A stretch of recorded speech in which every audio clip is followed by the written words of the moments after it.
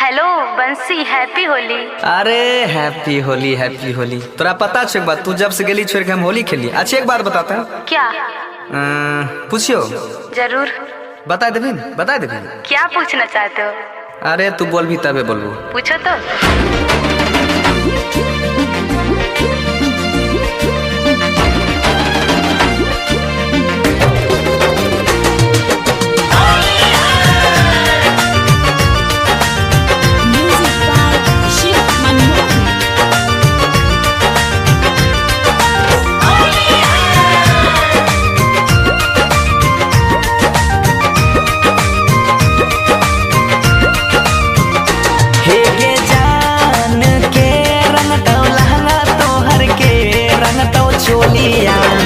के कारा से खेला में तू होलिया गे जान, हे गई जान के रंग तो लहंगा तो हर के रंग तो चोलिया। के कारा से खेला में तू होलिया गे जान, हे रे जान सैया रंग तई लहंगा हमर तोरा रंग तई चोलिया। नौना दो के संगे खेलबई होलिया रे जान। हे रे जान सैया रंग तई लहंगा हमर तोरा रंग तई चोलिया। नौना दो के संगे खेलबई होलिया रे जान।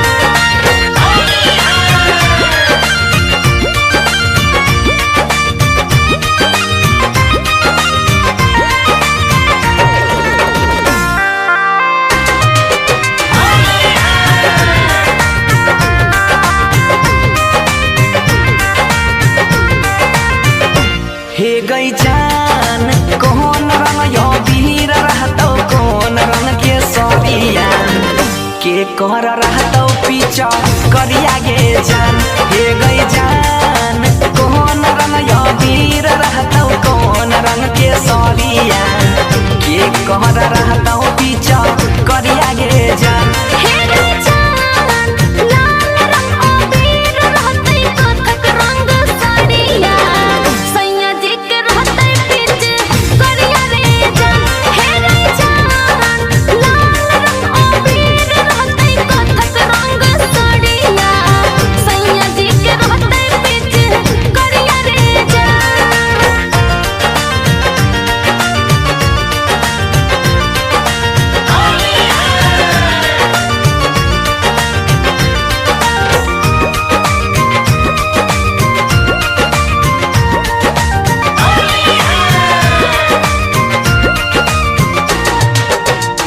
हे गई जान कौन तेल में पुआ, छक में कौन तेल में पूरिया।